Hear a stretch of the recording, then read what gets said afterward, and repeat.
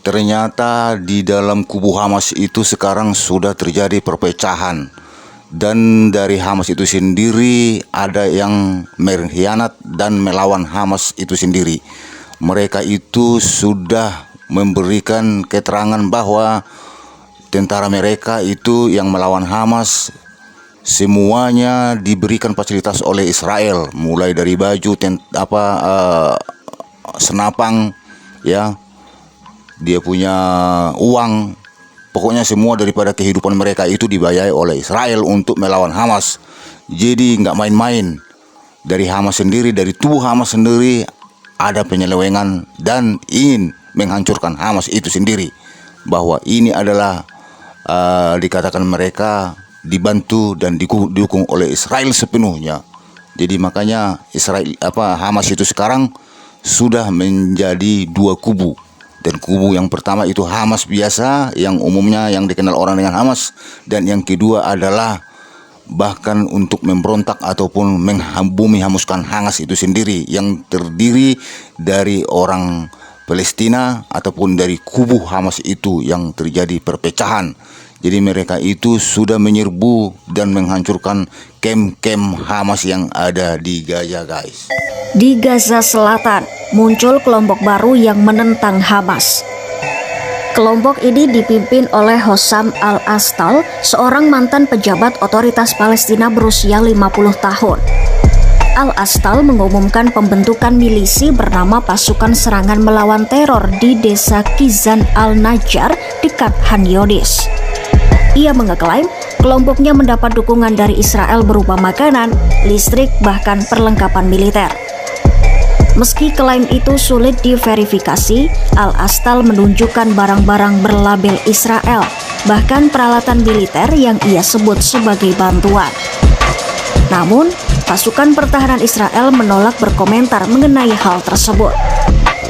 Sebelumnya pada Juni 2025, Perdana Menteri Israel Benjamin Netanyahu sempat mengakui bahwa Israel mendukung klan yang menentang Hamas. Namun sejak saat itu ia memilih bungkam dan tidak memberikan pernyataan lebih lanjut. Al-Astal sendiri membuka markas untuk menampung warga Gaza yang terusir dari perang dan ingin lepas dari kekuasaan Hamas. Ia menawarkan makanan, air, tempat tinggal, dan perlindungan bagi keluarga yang datang kepadanya.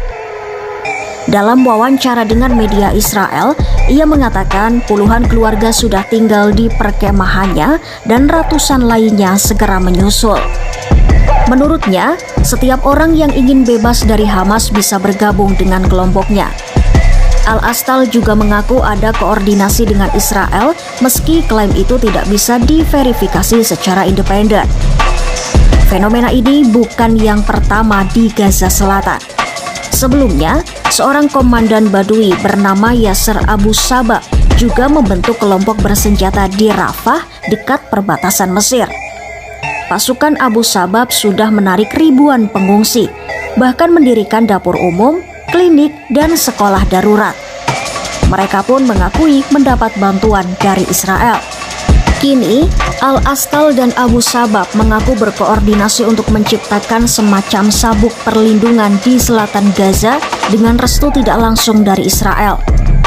Munculnya kelompok-kelompok baru ini menunjukkan adanya kekosongan kekuasaan di Gaza setelah Hamas dipukul mundur oleh operasi militer Israel sejak Oktober 2023. Israel sendiri enggan mengambil kendali sipil atas Gaza dan tidak siap menyerahkan wilayah itu kepada otoritas Palestina.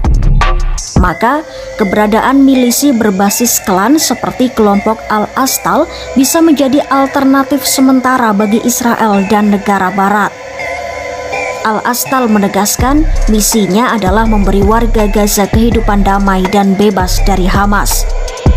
Ia bahkan mengirim pesan langsung kepada rakyat Israel bahwa ada orang-orang di Gaza yang ingin hidup berdampingan secara damai. Meski begitu, keberadaan kelompok ini penuh kontroversi. Hamas menuduh Al-Astal sebagai kolaborator Israel, bahkan pernah menjatuhkan hukuman mati padanya di masa lalu. Al-Astal sendiri mengaku pernah beberapa kali dipenjara oleh Hamas, namun tetap bersikeras menentang mereka sejak awal. Ia mengeklaim lebih dari 80% warga Gaza sudah tidak menginginkan Hamas kembali berkuasa. Tapi banyak yang takut akan balas dendam jika Hamas bangkit lagi. Iya, kehadiran milisi anti-Hamas seperti yang dipimpin Hossam al-Astal dan Yasser Abu al-Sabab memperlihatkan babak baru di Gaza Selatan.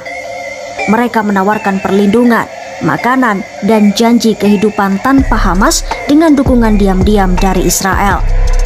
Namun, masa depan mereka masih penuh tanda tanya. Apakah benar bisa jadi alternatif pemerintahan di Gaza? Ataukah hanya sekadar alat baru dalam konflik panjang Israel-Hamas? Yang jelas, munculnya kantong anti-Hamas ini menandai dinamika baru di jalur Gaza ketika Hamas kian terdesak dan warga Gaza mencari jalan lain untuk bertahan.